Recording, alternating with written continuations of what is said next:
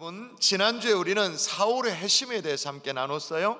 정말 초자연적인 회심, 불가항력적인 은혜라고 말할 수밖에 없는 그런 회심을 우리는 살펴봤습니다. 이 비슷한 일이 오늘날도 계속되고 있다, 경산중앙교회는. 그래서 우리 한 성도의 간증을 지난주 우리가 실제로 나누기도 하고 살펴보기도 하고 그랬죠. 그와 같은 회심이 인류 역사 가운데는 참 많이 있어 왔습니다. 믿음 좋은 어머니가 있었어요. 그 어머니 밑에서 자란 청년이 있었습니다. 그 어머니 이름은 모니카라는 이름이었습니다. 자녀를 위해서 정말로 신실하게 기도하는, 정말로 기도하는 그런 어머니였습니다. 그런데 정작 자녀는 부모의 뜻대로 자라주지 않았죠. 지적 수준은 높았습니다. 지적 수준은 높아서 그 당시에 키케로라든지 또 플라톤이라든지 이 모든 것들을 섭렵할 정도로 굉장한 수준에 올랐습니다. 그런데 허영으로 가득 차서 정말로 뭐랄까 교만하고 도도하기 그지없는, 또 영적으로는 타락한, 그저 어둠의 구렁텅이에 빠져있는 허적거리는 탕자에 불과한 그런 아들, 탕자 아들이었습니다. 그러나 여러분, 제 아무리 직접 수준이 높아 할지라도 내면에 찾아오는 고뇌, 이거는 어쩔 수가 없을 때가 있잖아요. 정직하기만 하면. 어느 날 밀라노에 있는 한 정원에서 있었던 일입니다. 정말 내적인 고뇌가, 이 고민이 정말 절정으로 올랐을 그때, 자신의 이 죄 문제, 자신의 연약함의 문제, 여기에 막 치를 떨고 있을 그 순간에 하나님이 마치 사울을 부르는 것처럼 이 청년을 부르셨습니다. 뭐라고 말씀하셨냐? 펴서 읽어라. 펴서 읽어라. 그래서 펴서 읽게 된 것이, 그게 마침 로마서의 말씀이에요. 요 본문이었습니다. 제가 읽어드릴게요. 또한 너희가 이 시기를 알거니와 자다가 깰 때가 벌써 되었으니 이는 이제 우리의 구원이 처음 믿음 때보다 가까웠음이라. 밤이 깊고 낮이 가까웠으니 그러므로 우리가 어둠의 일을 벗고 빛의 갑옷을 입자. 낮에와 같이 단장히 행하고 방탕하거나 술 취하지 말며 음란하거나 호색하지 말며 다투거나 시기하지 말고 오직 주 예수 그리스도로 옷 입고 정욕을 위하여 육신의 일을 도마하지 말라. 이 말씀을 읽게 되어졌어요. 자다가 깰 때가 되었다. 예수 그리스도로 옷 입고 정욕을 위하여 육신의 일을 도마하지 말자. 이 말씀을 읽고는요, 말씀의 능력이었겠죠. 새 사람이 된 거예요. 변화가 일어나게 된 거예요. 정말 불가항력적인 은혜, 단순간에 임하는 그런 은혜, 그 순간에 사건이 일어나게 되어진 거예요. 그래서 변화받게 되어졌습니다. 여러분, 이렇게 변화된 사람이 누굽니까? 교회 역사를 좀 아시는 분들은 아시죠? 언제나 그 이름 앞에 거룩할 성자가 붙습니다. 성 어거스틴, 엄마의 이름을 통해서 우리는 알잖아요. 모니카, 그죠? 참회록의 주인공, 참회록, 자기가 회심한 그 모든 스토리를 기록한 참회록의 주인공 성 어거스틴의 얘기인 것입니다. 루터도 마찬가지입니다. 루터는 에크푸르트 대학에 법학을 전공하면서 공부했습니다. 학생 시절이었어요. 여행 도중에 천둥 번개를 만났습니다. 제가 2년 전에도 이 얘기했죠. 친구가 바로 옆자리에서 번개를 맞아서 죽어버린 거예요. 끔찍한 일을 경험하게 됐잖아요. 옆에서 그냥 사람이 죽는도 그런데 번개를 맞아 죽었다. 얼마나 소름 끼치는 일이겠어요. 그 순간에 자기도 모르게 꼬꾸라져서 기도를 합니다. 뭐라고 기도하냐면 성 안 나요, 성 안 나요, 도우소서, help me, help me, 그렇게 기도하는 거예요. 그리하면 내가 수도사가 되겠나이다라고 서약을 해요. 여러분, 이것만 봐도 그 당시에 중세 캐톨릭은요, 개혁되어질 수밖에 없다는 걸 알 수 있어요. 여러분, 생각해 보세요. 지금 사람이 죽었습니다. 막 소스라치게 놀랐습니다. 기도가 나옵니다. 기도가 나오면 그럼 누구한테 기도를 해야 돼요? 예수님께 기도해야 되지. 예수님께. 근데 기도를 하는데 뭐라고 기도하냐면 성 안 나요, 성 안 나요, 성자에게 기도하도록 그 당시에 캐톨릭 교육이 그랬단 말이에요. 그러니까 엉뚱한 거잖아요. 그래서 어쨌든 간에 그렇게 기도한 대로, 그 서약대로 그런 법학을 이제 중단하고 수도회로 들어갑니다. 수도사가 되기 위해서. 아까 얘기한 어거스틴 수도회에 들어가서 수도사가 됩니다. 그러다가 1508년에 드디어 오직 의인은 믿음으로 말미암아 살리라 라는 주의 음성을 듣고, 말씀을 통한 주의 음성이겠죠. 로마서 1장 17절에 나온 말씀, 오직 의인은 믿음으로 말미암아 살리라, 이 말씀을 듣고는 늘 가슴팍에 억누르고 있었던 이 죄짐, 죄보따리, 이게 팍 풀려져 가는 느낌. 그래서 정말 누구의 공로도 아니고 어떤 사람의 공로도 아니고 오직 하나님의 은혜로 예수 그리스도의 보혈로 말미암아 우리가 구원받게 되어진다라는 이 복음의 진수를 깨닫게 되어진 거예요. 그래서 1517년에 루터가 뭘 해요?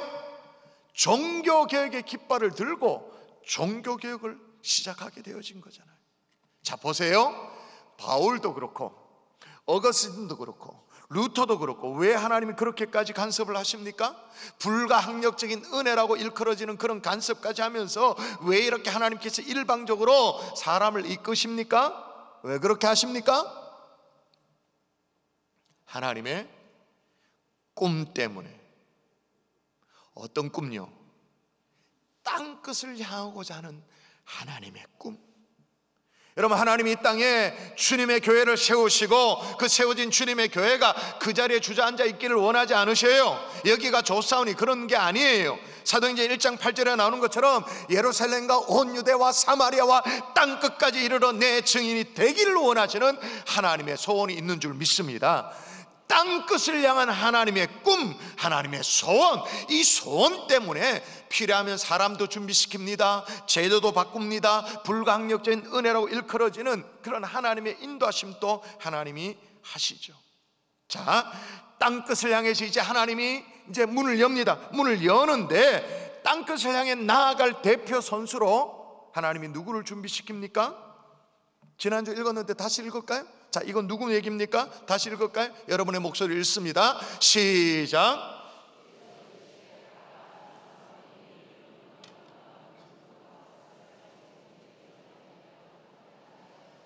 아멘. 주께서 지금 누군가를 시켜가지고 가서 좀 도와주라고 말합니다. 가서 도와주라. 가라. 이 사람은 내 이름을 이방인과 임금들과 이스라엘 자손에게 전하기 위하여 택한 나의 그릇이라. 택한 나의 대표 선수다. 이건 누구예요? 잘 아시잖아요. 사울, 나중에 바울로 불립니다마는 아마 오고 오는 세대 크리스찬들 가운데 가장 존경받는 사람 뽑으라면 베드로 아니면 사울일 거예요. 바울일 거예요. 왜냐하면 사울이 워낙 드라마틱하게 예수 믿는 사람 잡아 죽이려고 했다가 이를 갈다가, 정말로 지난주 우리가 미켈란젤로가 그림을 그렇게 그릴 수밖에 없을 만큼 그림 보여드렸잖아요. 마치 장풍을 쏘듯이 쫙 그 강렬한 빛 가운데 완전 꼬꾸라지도록 예수 믿는 사람 잡아 죽이려고 했다가 폭삭 꼬꾸라지도록 회심하도록, 기독교 역사상 최고의 회심 사건, 그죠? 그렇게 거꾸로지죠. 그런데 여러분, 회심에는요 두 가지 종류의 회심이 주로 있어요. 하나는 굉장히 급진적인 회심, 하나는 점진적인 회심이 있습니다. 자, 급진적인 회심의 대표 선수는 누구일까요? 대표 주자는 누구일까요? 사울이죠. 그죠? 바울. 어느 날 갑자기 생각지도 못한 사건을 경험하고 어떤 계기로 말미암아 심경의 변화가 일어나가지고 그렇게 믿게 되어지는 급진적인 경우잖아요. 지난주 이 자리에서 간증했던 이상옥 성도님 간증 들어서 기억나시죠?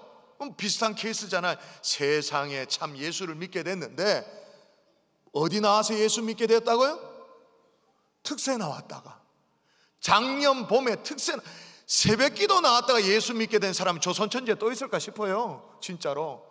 그것도 5일 동안 전출하다가 새벽에 그 5시에 새벽에 전출하다가 예수 믿게 되어졌다. 막 뭐 속에서 올라오는 이 회개 이런 것들이 일어나게 되어졌다. 드라마틱한 역사잖아요. 심경에 특별한 변화가 일어나게 되어졌죠. 바울형이라고 말할 수 있습니다. 급진적인 변화, 바울형. 그런데 점진적인 회심도 있어요. 점진적인 회심의 대표 성경에 누구일까요? 한 사람을 꼽으라면, 그죠? 사도 바울의 제자, 아들이라 일컬어졌던 디모데가 여기에 해당된다고 말할 수 있습니다. 예수 믿는 집안에서 태어나서 자랐습니다. 그죠? 점진적으로 예수를 구주로 믿고 받아들이고 개인의 구주로 믿고 받아들이는 것, 디모데 형이라고 말할 수 있겠죠. 근데 뭐 다 좋아요. 급진적인 바울형이든 아니면 점진적인 어떤 디모데 회심이든 다 좋습니다. 근데 둘 다 회심 이후에 반드시 필요한 게 있어요. 뭘까요? 누군가의 도움이죠. 공동체의 도움이 필요해요. 신앙의 뿌리를 내리기 위해서는 반드시 공동체의 도움이 필요합니다. 자, 보세요. 회심한 사울, 누가 그를 다 붙잡아 주나요? 지난주에 누구였어요? 아나니아. 당구장 표시하고 제가 지난주에 설교할 때는 몰랐는데 설교 끝나고 나니까 사람들이 헷갈렸대. 그 아나니아가 아나니아 삽비라 얘기할 때 그 아나니아인 줄 알고, 그 아나니아 아니에요. 다음의 세계에서 있는 신실한 주의 제자 그 아나니아의 도움으로 딱 도움 받잖아요. 그죠? 지난주에 살펴본 것처럼 아나니아는 가서 사울을 돕고 싶은 마음이 없었습니다. 그런데 주님이 가라고 하니까 순종한 마음으로 갔죠. 아나니아 덕분에 어떻게 돼요? 사울이 둥둥둥둥 떠다니는 신앙이 아니고 공동체 딱 안착을 하는데, 자, 안착하는 장면을 읽어보십시오. 자, 같이 한번 읽어볼까요? 읽습니다. 시작.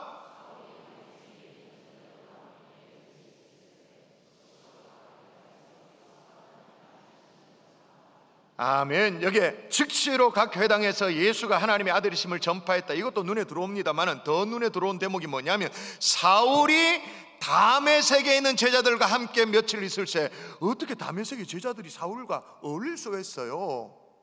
치를 떨었는데. 근데 그게 가능하도록, 제자들 사이에 안착하도록 누가 도운 거예요? 아나니아가 도왔죠. 가능하도록 말이에요. 여러분 또 보세요. 이번엔 다메섹이 아닙니다. 다메섹은 출장 갔는 곳이고 원래 있던 곳이 예루살렘인데, 예루살렘 이때도 보십시오. 누가 돕는가 보면 제가 한번 읽어볼게요. 바나바가 데리고 사도들에게 가서 그가 길에서 어떻게 주를 보았는지와 주께서 그에게 말씀하신 일과 다메섹에서 그가 어떻게 예수의 이름으로 담대히 말하였는지를 전하니라. 사울이 제자들과 함께해서 예루살렘에 출입하며, 아니 예루살렘에 예수 믿는 사람들 제자들 사이에 어떻게 사울이 출입이 가능하단 말입니까? 예수 믿는 사람 때려 죽였던 사람인데. 근데 그게 가능하도록 누가 도왔다고요? 바나바 덕분에 사울이 제자들과 함께 있어 예루살렘에 출입이 가능해졌다 그 말인 거죠. 자, 급진적인 회심이든 점진적인 회심이든 그 회심이 이렇게 붕붕 떠다니는 거 있잖아요. 둥둥둥둥 떠나지지 않도록 누군가의 도움이 필요하죠. 이거는요, 어린 새 생명이 잉태되는 것과 똑같은 원리예요. 똑같은 원리. 여러분 뭐 다 어른들이니까 남자의 정자가 있습니다. 이제 아빠의 정자가 있습니다. 그리고 엄마의 난자가 있습니다. 정자와 난자가 만나면 뭐가 됩니까? 수정란이 되어지죠. 자, 수정란이 되면, 수정란이 됐다라는 것은 생명의 씨가 잉태됐다는 거잖아요. 정말 신비잖아요. 그죠? 난자와 정자가 만나서 수정란이 되었다, 생명의 씨가 탄생되었다. 신비로운 일이잖아요. 근데 수정란이 됐어도 그냥 둥둥 떠다니면 어떻게 돼요? 유산도 아니지. 그거는 유상도 아니고 아무것도 아니에요. 그거는 수정란이 됐어요. 그 다음에 어떻게 돼요? 반드시 여자분들 아시네. 착상을 해야 돼요. 엄마 뱃속에 자궁 안에 착상, 딱 자리를 잡고 혈관이 딱 들어가서 뿌리를 내려야 그때부터 시작되어지는 거죠. 그죠? 수정란이 됐다, 생명이 잉태됐다, 그런데 여전히 둥둥둥둥 떠다닌다, 그건 아무것도 아닌 거예요. 혹시나 여러분 신앙생활을 해도 이처럼 부초처럼 둥둥둥둥둥둥둥둥 떠다니는 그런 사람이 있나요? 뿌리를 제대로 내리지 못하면 여러분 정말 위험한 거예요. 제가 이렇게 얘기해도 아이고 목사야 한번 걱정 마이소, 나는 난 나 혼자 잘한다, 나 혼자 할 거 다 한다, 잘 믿으면 되지 이렇게 말하는데, 정직해집시다. 정직. 자, 나랑 혼자 잘한다고 있는 나랑 사울을 비교해 보십시다. 나 자신과 사울을 비교해 보십시다. 사울은요, 아까 얘기했잖아요, 엄청난 체험을 했다고요. 마치 하늘로부터 하나님이, 부활하신 주님이 장풍을 쏘듯이 그렇게 해가지고 드라마틱하게 꼬꾸라지고 주변 사람들도 다 꼬꾸라지고 회심하고 눈 못 봤다가 다시 뜨고 막 난리가 났잖아요. 엄청난 체험을 했죠. 그랬는데도 아나니아의 도움이 필요했어요. 바나바의 도움이 필요했어요. 자, 그럼 우리는 무슨 통뼈입니까? 내 혼자? 여러분, 사울은 다메섹의 제자들 속에 들어가서 또 예루살렘의 제자들 속에 들어가서 누군가의 도움을 받아서 뿌리 내리면서 신앙생활을 했던 거예요. 왜 그게 통뼈예요? 더 중요한 건 뭐냐면 그렇게 뿌리가 내려진 신앙 덕분에 결정적인 순간을 넘깁니다. 자, 어떻게 넘기느냐? 여러분, 사울의 핵심을 가장 싫어했던 사람이 누구일까요? 당연히 한통속으로 놀았던 유대인들이죠. 유대인들을 아주 치를 떨었죠. 그런데 사실은 유대인이라기보다는 그 배후의 역사는, 그 후에서의 역사는 사단이 원래 자기 편이었는데 요거 자기 똘만이었는데 어느 날 갑자기 획 회심해가지고는 예수 믿는다고 하니까 완전 약올라 죽죠. 그죠? 그래서 유대인들을 펌프질해가 동원합니다. 뒤에서 동원해가지고 죽이려고 마음먹습니다. 변절자 처단해야 된다고. 그래가지고 이를 갈도로 만들고 2번이나 실제로 죽이는 시도를 합니다, 사울을. 근데 이 위기를 어떻게 넘는가? 잘 보세요. 일단 다메섹에서 죽음의 위기를 어떻게 넘는가 잘 보세요. 제가 읽었습니다. 여러 날이 지나매 유대인들이 사울 죽이기를 공모하더니, 유대인만이 아니죠. 유대인들 뒤에서 펌프질하는 사단이, 그죠? 사울을 죽이기를 공모하더니 이 그 계교가 사울에게 알려지니라. 그 다음 중요합니다. 제자들이 밤에 사울을 광주리에 담아 성벽에 달아 내리니라. 누가 사울을 광주리에 담아서 내렸다고 말해요? 제자들이. 혼자 통뼈 신앙이 아니다 그 말인 거예요. 도와주는 사람이 있었다 그 말이에요. 보세요. 또 이번에 예루살렘에 어떤 일이 벌어집니까? 자, 여러분 읽습니다. 여러분이 시작. 유대인들과 함께 말하며 변론하니 그 사람들이 죽이려고 힘쓰거늘 형제들이 알고 가이사랴 데리고 데려가 다소로 보내니라. 누가 알고 가이사랴 데려가가지고 이제 다소로 가도록 그렇게 만들었단 말이에요. 누가? 형제들이. 여러분, 좀 불편한 질문을 하지 않을 수가 없어요. 여러분에게는 여기 말하는 이 형제들이에 해당되는 믿음의 식구들이 계신가요? 나를 붙잡아주는, 나를 이끌어주는, 명절이고 해서 주일날 예배당에 안 보이면 전화 한 통 해줄 만한, 지난 주일날 안 보이대요, 그런 사람 있냐 이 말이에요. 교회 공동체 안에 나를 이끌어줄 만한, 나를 붙잡아줄 만한 믿음의 형제, 그 지체가 여러분에게 있냐 그 말이에요. 이거는 여러분 NC들아 들어보셨는지 모르겠어요. 자연적 교회 성장에 보면 바로 이 원리에 교회 공동체 안에 7명의 교제권을 가지면, 7명의 지체가 있으면 절대 교회를 떠나지 않는다. 이 말은 믿음을 떠나지 않는다 그 말이잖아요. 여러분의 그 형제가 있느냐 그 말. 내 혼자 잘한다 그 말이 아니고, 여러분 이렇게 믿음의 공동체의 뿌리를 딱 내리는 믿음으로 위기를 넘기니까 또다시 사도행전은 정말 정교합니다. 또다시 공식이 나옵니다. 공식. 또다시 위기를 넘기니까 공식. 같이 한번 읽어볼까요? 시작.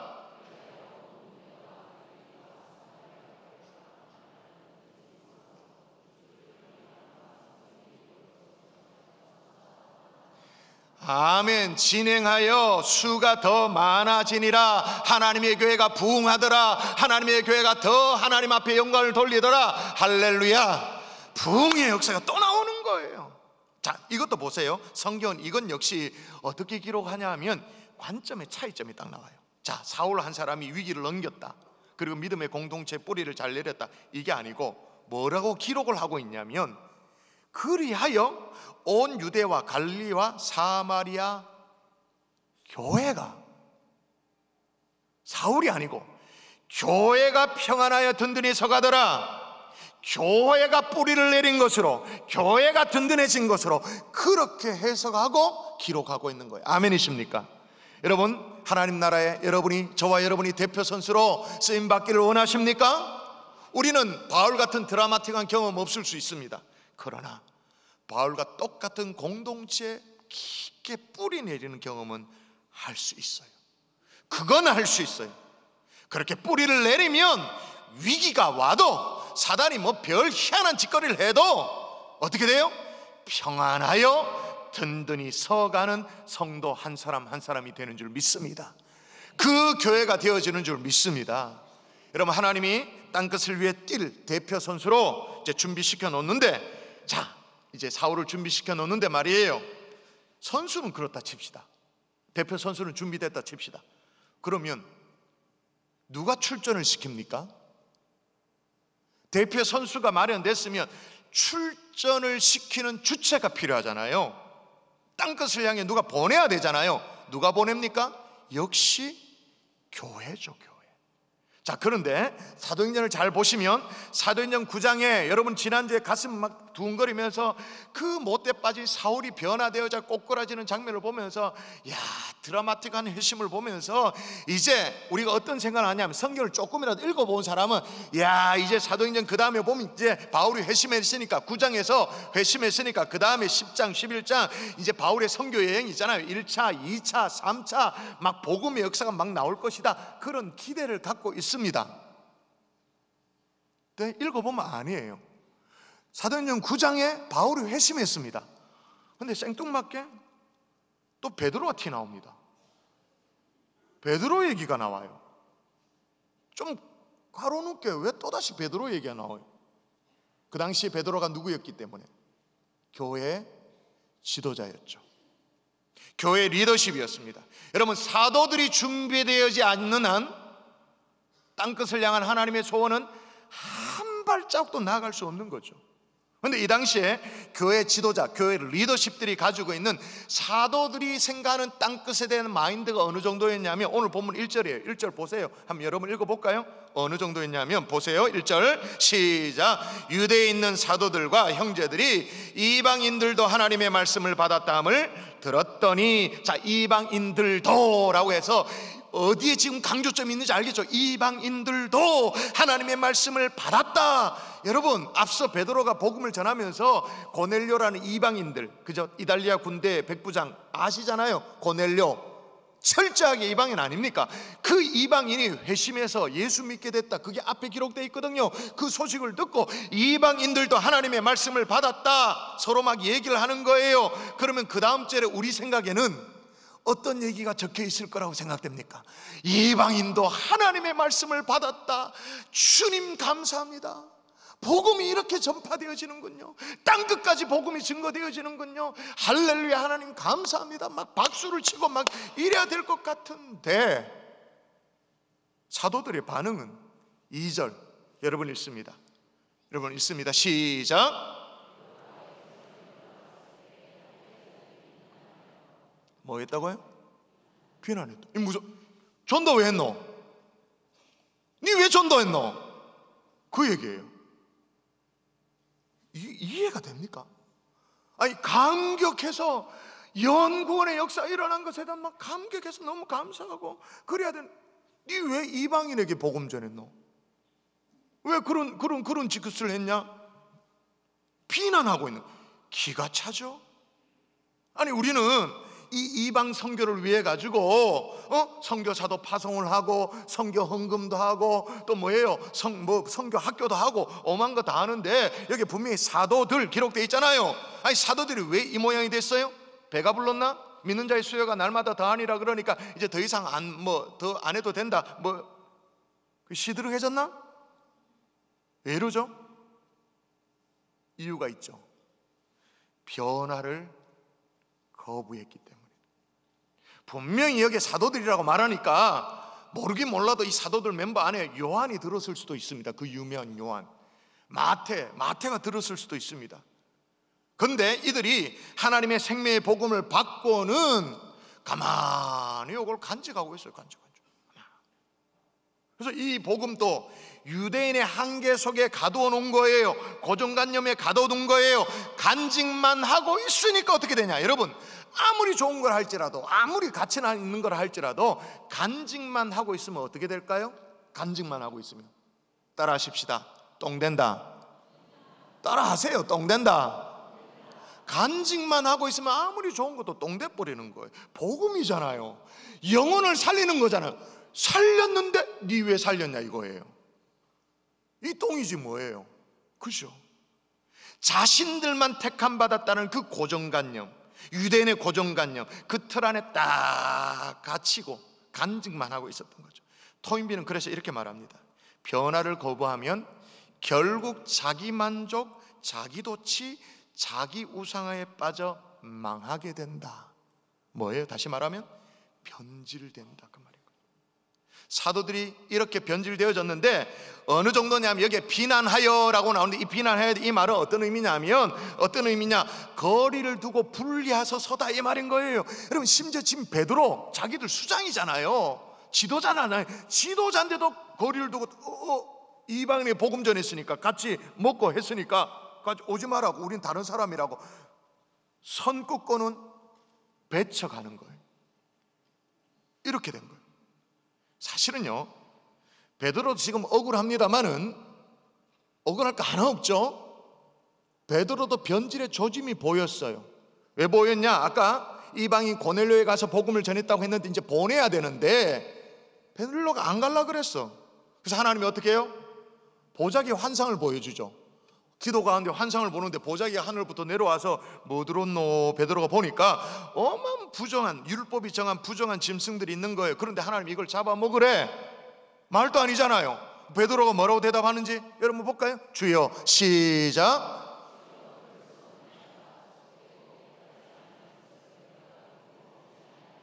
아멘. 이게 뭔 말이죠? 주님이 아무리 그렇게 말씀하셔도 나는 못합니다 그 말이잖아요. 주님이 먹으라고 해도 나 고집 있다는 거예요. 고집. 내 틀이 있다는 거예요. 내가 결코 먹지 아니하겠습니다. 그때 하나님이 또 뭐라고 말하냐면, 제가 읽어볼게요. 또 두 번째 소리가 있으되 하나님께서 깨끗하게 하신 것을 내가 속되다 하지 말라 하더라. 무슨 말이냐면 부정하다고 생각하는 건 네 생각이고 내가 깨끗하게 한 것을 네가 더럽다, 부정하다 그렇게 하지 말란 말이에요. 무슨 말이냐? 이방인들에 대해서 네 생각은 더럽다고, 갈로 받기라고, 구원 받게 사람들이라고 밀어내지만 내 생각은 여전히 그들도 구원이 필요한 하나님의 백성이다 라는 거죠. 이게 한 번으로 안 되는 거예요. 고집이 워낙 세니까. 그래가지고 똑같은 걸 몇 번 읽어보십시다. 이런 일, 시작. 세 번 잡아먹으라. 아예 못 먹습니다. 속되고 깨끗하지 않으니까 내가 못 먹습니다. 아니다, 그건 네 생각이고 깨끗하게 했다, 내가 깨끗하게 만들었다, 잡아먹으라. 아니 못 먹습니다. 속됩니다. 아니 내가 깨끗하게 했다, 잡아먹으라. 아니 못 먹습니다. 잡아먹으라. 제 생각에는 하나님이 나중에는 시끄럽다고 말씀하십니다. 뭐라 그러면 뭐라, 그냥 뭔 말이 많노. 소리를 꽤 질렀을 것 같아요. 하도 그러니까. 하여튼 베드로 어쩔 수 없이 이 환상을 경험하고는 고넬료 이방인의 집에 개 끌리듯이 끌려갔죠. 가서 마지못해, 진짜 마지못해 말씀을 전했어요. 복음을 전했어요. 복음을 전했는데 어떤 일들이 있어버렸냐 하면, 보실까요? 자, 읽습니다. 시작.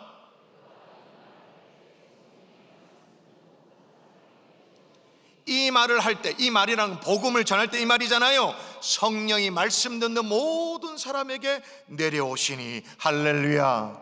아니 나는 부정하다고 생각하고 이방인에 가서 복음 전하는 거 생각지도 않고 갈로 밖으로 밀어냈는데, 아니 복음을 증거했더니 성령님이 임하는 거예요.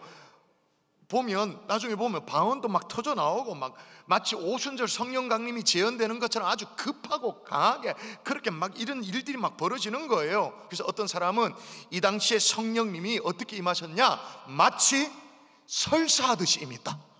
못 참고 막 터져 나오듯이 그 정도로 급하게 임했다, 그렇게 표현을 해요. 아니 하나님이 이렇게 급했다 그 말이에요. 급하게 임했는데 베드로는 계속 안 됩니다, 더럽습니다, 속됩니다 이렇게 말하니까 하나님이 얼마나 속이 답답했겠어요. 결국은 이런 일련의 일을 겪고 베드로가 무슨 고백을 하게 되냐면, 제가 읽을게요. 이에 베드로가 이르되 이 사람들이 우리와 같이 성령을 받았으니 누가 능히 물로 세례 베품을 그 말이요. 누가 능히 물로 세례 베품을 그 말이요. 무슨 말이죠? 우리가 뭔데 하나님의 소원을 막을 수 있겠느냐? 우리가 뭔데 이방인을 구원하고자 하는, 땅끝을 향하고자 하는 하나님의 소원을 막을 수가 있겠느냐? 자, 변질의 위기에 있었던 지도자 베드로 하나님이 변화시켜서 이런 경험들을 통해서 이렇게 준비시켜 놓습니다. 그래서 이 증언을 다 합니다. 베드로가 아까 니 왜 전도했노니? 손가락질 하든 대적하든 그런 사람들에게 뭐 자기가 경험한 모든 것들을 소상하게 쭉, 사실은 나도 그랬다, 나도 그랬는데 내가 이런 경험을 했고 이렇게 했다 라는 걸 쫙 얘기합니다. 자 보세요, 뭐라고 말하냐면 그런즉 하나님이 우리가 주 예수 그리스도를 믿을 때 주시는 것과 같은 선물을 그들에게도 주셨으니 내가 누구이기에 하나님을 능히 맡겠느냐 하더라. 누구에게 하나님을 능히 맡겠느냐, 이 무슨 말이죠? 똑같은 얘기죠. 우리가 뭔데 땅끝을 향하고자 하는 하나님의 소원을 막을 수가 있겠느냐는 거죠. 그 얘기를 듣고는, 교회가 듣고는 예루살렘 교회가 결론을 냅니다. 이 문제에 대해서 결론을 냅니다. 결론이 뭐냐? 같이 읽습니다. 시작.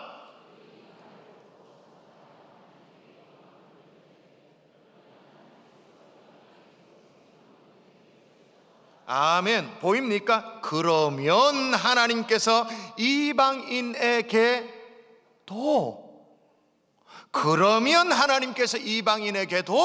생명 얻는 회개를 주셨다. 우리 인정하자. 교회가 결정하게 되어진 거죠. 자 보세요, 하나님이 땅끝을 향한 대표 선수를 준비시켜 놓습니다. 준비되었다 할지라도 교회가 열려있지 않으면, 교회 지도자들이 여기에 대해서 열려있지 않으면 한 발자국도 나아갈 수 없으니까 후원할 교회까지도 하나님이 다 준비를 시켜놓죠. 자 이렇게 준비가 끝났습니다. 이렇게 마치고 되니까 어떻게 되냐 하면 11장 19절에 보면 그때라고 기록이 나옵니다. 그때가 어떤 때냐? 대표 선수로 사울이 준비되어지고 변질의 위기에 놓였던 교회도 이제 복음의 본질로 돌이켜놓고 딱 준비를 시켜놓고, 그때에 어떤 일이 생겼느냐? 그때 스데반의 일로 일어난 환란으로 말미암아 흩어진 자들이 베니게와 구브로와 안디옥까지 이르러, 자 성경의 강조점을 잘 보십시오. 유대인에게만 말씀을 전하였는데 그 중에 구브로와 구레네 몇 사람이 안디옥에 이르러 헬라인에게도 무슨 말이에요? 이방인에게도 말하여 주 예수를 전파했다. 그래서 어떻게 됐냐? 또다시 공식이 등장합니다. 공식. 자 읽을까요? 같이 시작.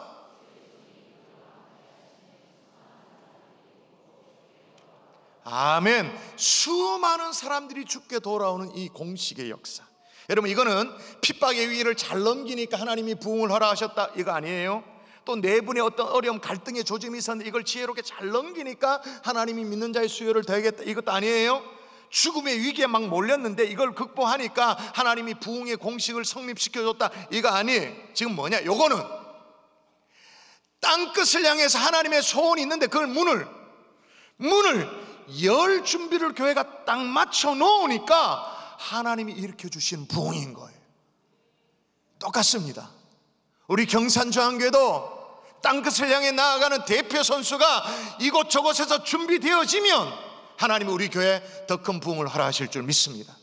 우리 교회 지도자 리더십뿐만 아니라 모든 하나님의 백성들이 땅끝을 향해 나아갈 어떤, 우리가 정말 마음을 모으면 우리 경산중앙교회 하나님이 더 큰 부흥을 허락하실 줄 믿습니다. 아멘이십니까?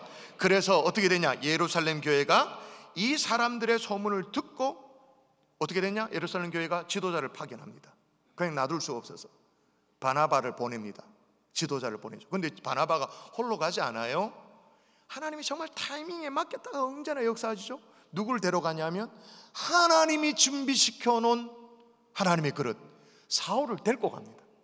그렇게 데리고 가서 세워진 교회, 그래서 최초로 성경에 그리스도인이라는 그렇게 일컬어지는 그 교회, 이방 선교 전초기지가 된 교회.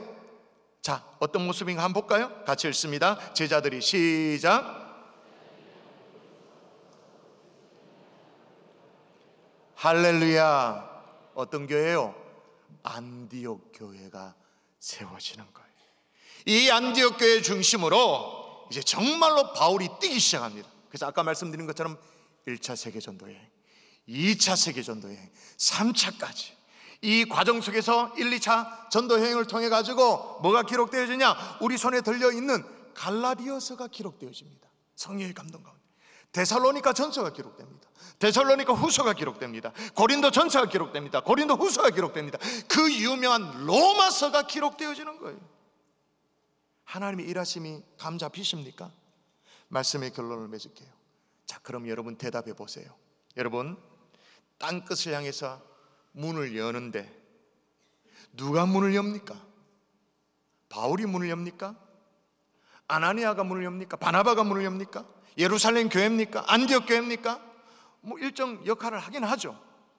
그러나 하나님이 문을 여십니다. 대표 선수로 사울을 누가 불러요? 택한 나의 그릇이다. 누가 불러요? 하나님이 부르잖아요. 여기 택한 나의 그릇이라는 말, 그릇에는 두 가지 의미가 있어요. 자기 선택권이 없다, 그 말이에요. 여러분, 사울이 내가 이방인을 위해서 땅끝을 향해서 내가 복음을 전하겠다고 다짐한 적이 하나도 없습니다. 성경에 한 번도 안 나와요. 그냥 하나님이 불러서 쓰시는 거죠. 자기 선택권이 없다, 그 말이에요. 또 하나, 그릇이라는 말은 하나님이 주시면 주시는 걸 그대로 담는다, 그 말이에요.